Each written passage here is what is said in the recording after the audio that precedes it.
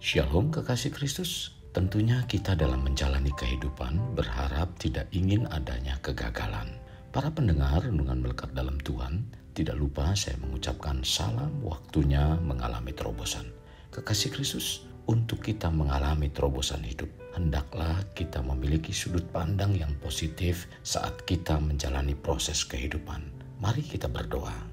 Bapa Surgawi, terima kasih buat hari ini yang begitu indah bagi kami, di mana kami mendapat kesempatan untuk kami kembali mendengarkan renungan firman-Mu. Bapa, biarlah Engkau berbicara untuk kami melalui renungan ini, sehingga firman yang disampaikan meluruskan hati kami, pikiran kami, agar kami terus berjalan sesuai dengan apa yang Engkau rencanakan, seperti yang Kau kehendaki untuk kami menjalani kehidupan ini. Tuhan, terima kasih. Pimpin sekali lagi dengan Roh-Mu yang kudus, supaya telinga rohani kami semakin peka dan semakin yakin saat kami diproses jadi pribadi-pribadi yang sesuai dengan kehendak-Mu. Terima kasih Tuhan Yesus. Ini doa dan permohonan kami dalam nama Tuhan Yesus kami berdoa. Amin. Melekat dalam Tuhan bertema tidak ada kegagalan yang permanen. Firman Tuhan terdapat dalam kitab Ayub 42 ayat 2. Demikian firman-Nya. Aku tahu bahwa Engkau sanggup melakukan segala sesuatu dan tidak ada rencanamu yang gagal. Kekasih Kristus, ayat ini berbicara tentang kisah Ayub. Kita tahu saat Ayub diuji oleh Tuhan, sepertinya Ayub sedang dihabisi. Kebanyakan orang melihatnya sebagai kebangkrutan, tetapi apakah benar itu kebangkrutan?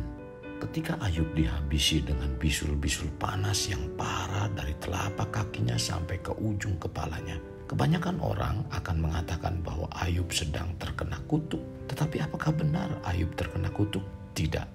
Manusia menilai dari pandangannya yang dangkal. Pada saat itu, walau Ayub kelihatannya bangkrut dan sekujur tubuhnya terkena bisul-bisul panas dari telapak kakinya sampai ke ujung kepalanya, tetapi Ayub seperti anak panah yang ditarik mundur untuk dilepas dari busurnya. Dan Ayub terbang melesat dan tertancap pada sasaran Tuhan. Setelah semua tahapan dilewati dengan baik, akhirnya Ayub keluar sebagai emas. Ayub dengan yakin berkata bahwa Tuhan tahu jalan hidupnya, dan seandainya Tuhan mengujinya pun, ia akan timbul seperti emas. Tercatat dalam Ayub 23 ayat 10. Memang menyakitkan apabila dalam kehidupan kita mengalami suatu peristiwa yang tidak mengenakan. Mungkin karena usaha yang kita jalankan bangkrut. Mungkin ditinggalkan orang yang dikasihi. Mungkin dikhianati teman atau rekan kerja. Dan banyak lain lagi yang tidak mengenakan. Hal-hal tersebut menjadikan kita kecewa dan undur dari pelayanan. Bahkan undur dalam pengiringan kepada Tuhan. Dan itu adalah hal yang sering menjadi akibat dari peristiwa yang menyakitkan dalam kehidupan. Kalau hal ini terjadi dalam kehidupan kita, kita tidak harus merenungkan mengapa hal ini harus kita alami. Kita tidak harus datang kepada Tuhan dan bertanya kepadanya mengapa peristiwa yang menyakitkan tersebut terjadi pada diri kita dan bukan pada orang lain. Yang harus dilakukan adalah datang kepada Tuhan dan meminta kekuatan kepada Tuhan agar kita tetap dapat berdiri teguh menghadapi kehidupan yang masih panjang selama berada di dunia ini. Mari latihlah diri kita untuk menghadapinya, karena itu merupakan sebuah proses yang hebat. Dan dengan proses yang tidak mengenakan ini, apakah itu akan menjadi sesuatu yang terus diratapi atau mengubah sebagai batu loncatan dan menghasilkan iman yang kuat dalam Tuhan. Melalui iman inilah kita dapat mengatakan tidak ada yang gagal dalam Tuhan, karena kegagalan tidak ada yang permanen atau tetap. Kekasih Kristus, bila terjadi sesuatu yang tidak mengenakan dalam kehidupan sebagai hambatan merintangi sehingga menjadi kecewa dan undur dari melayani Tuhan, bahkan meninggalkan Tuhan, itu bukanlah sikap yang benar di hadapan Tuhan. Seharusnya apapun hambatannya, entah itu ringan atau sesuatu yang sangat tidak mengenakan, hendaknya jangan mempersoalkannya. Tetapi milikilah sudut pandang lain dari yang tidak mengenakan tersebut. Karena ketika hidup kita berubah bahwa itu bukan suatu kegagalan yang menghambat kita akan memiliki potensi untuk mengatasi persoalan yang disebabkan karena kekeliruan atau kemalangan dan apapun dalam memandang hidup. Mari kita pelajari cara orang-orang yang meraih prestasi.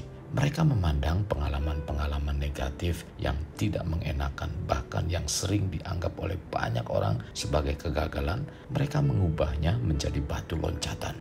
Mereka tidak pernah menyalahkan orang lain, tetapi mereka mengambil tanggung jawab untuk menyelesaikannya. Mereka tidak mengulangi kesalahan atau kekeliruan yang sama, tetapi belajar atas setiap kesalahan atau kekeliruan yang ia lakukan.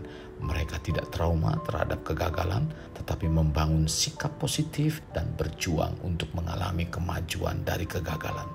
Mereka tidak menyerah, tetapi tekun. Jadi, jika kita bersedia melakukannya, maka kita dapat menangani hal yang kita pikir bahwa itu adalah kegagalan. Kekasih Kristus, hal yang perlu kita pahami bahwa setiap peristiwa yang terjadi dalam hidup kita adalah dengan sepengetahuan dan seizin Tuhan. Jadi, jangan pernah berpikir dan menyangka bahwa Tuhan tidak peduli akan kehidupan kita. Tuhan tahu apa yang terjadi dalam hidup kita, dan Tuhan sanggup memulihkan kehidupan kita lebih dari kehidupan kita semula, serta tidak ada rencana Tuhan yang gagal, dan Tuhan selalu punya rencana yang indah dalam kehidupan kita. Kita seringkali mengatakan bahwa kita sebagai umat manusia bukan makhluk yang sempurna, melainkan sering melakukan kesalahan atau kekeliruan. Kekasih, memang benar kita bukan manusia yang sempurna. Tentu kita pasti mengalami kekeliruan dalam kita menjalani kehidupan. Tetapi janganlah putus asa, sebab kekeliruan bukanlah suatu tanda yang tetap atau permanen.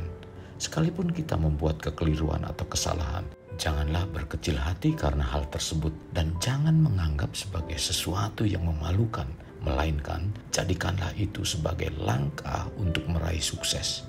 Ingat, kekeliruan akan menjadi kesalahan jika kita keliru menanggapinya serta memberi sikap yang keliru. Karena kesalahan hanyalah akan menjadi kegagalan jika kita terus memberikan sikap yang keliru terhadap kegagalan tersebut. Jadi, tidak ada kegagalan yang permanen atau kegagalan yang tetap. Kekasih Kristus, mari kita alami terobosan hidup. Untuk mengalaminya, mulailah dengan mengenal prinsip-prinsip kerajaan Allah serta menjadi warga kerajaan. Kita berdoa. Tuhan Yesus, terima kasih kami panjatkan kepadamu untuk kebenaran firman-Mu. Biarlah hari ini kami dibuat untuk lebih mengerti lagi tentang kegagalan hidup. Bahwa kegagalan bukanlah sesuatu kegagalan yang permanen, karena tidak ada kegagalan yang permanen. Sesungguhnya ketika terjadi satu kegagalan atau hal-hal yang tidak mengenakan dalam kehidupan kami, Tuhan sedang memproses kehidupan kami agar kami menjadi lebih baik dan lebih baik lagi, Tuhan. Kami mengucap syukur karena rencana-Mu adalah baik adanya dan tidak pernah gagal.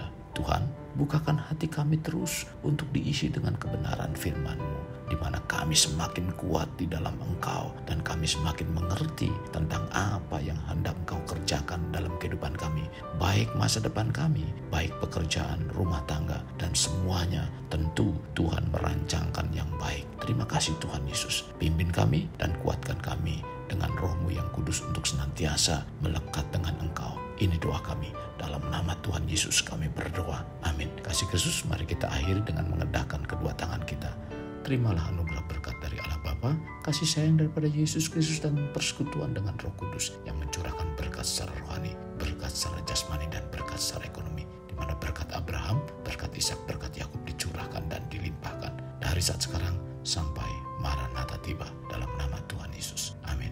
Sampai jumpa di renungan berikutnya. Tuhan Yesus memberkati. Jangan lupa like, share, dan subscribe.